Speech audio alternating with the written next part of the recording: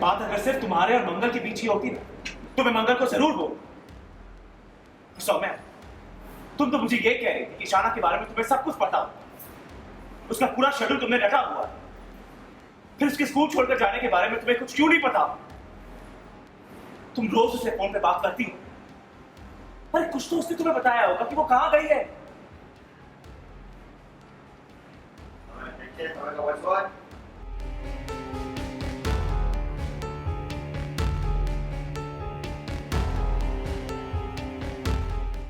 जरूर झूठ को नॉर्मल समझने लगे होंगे।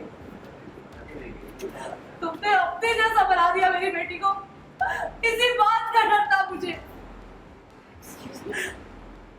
तुम्हारी बेटी मंगल ईशाना अब मेरी बेटी। पता भी है दुनिया में आजकल क्या क्या हो रहा है। एक अकेली बच्ची आजकल के जमाने में सुरक्षित है क्या?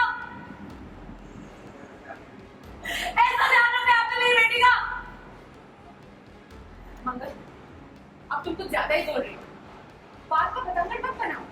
ईशाना अभी टीनेजर है और इस उम्र में बच्चे ये सब करते हैं, झूठ बोलते हैं, ट्रिप वगैरह पे जाते हैं, क्लासेस बंद करते हैं। ये सब बहुत नॉर्मल है।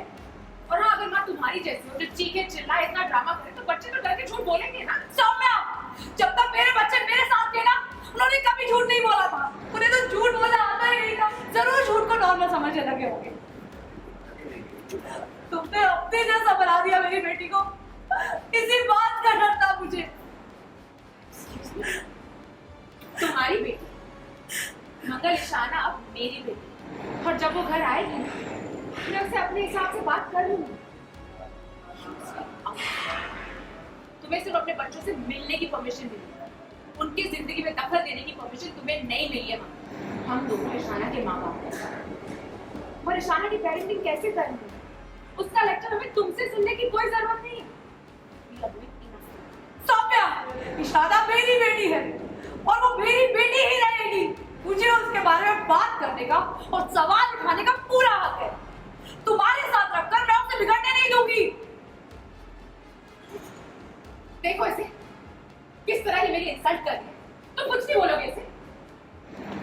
बात अगर सिर्फ तुम्हारे और मंगल के बीच ही होती ना तो मैं मंगल को जरूर बोल।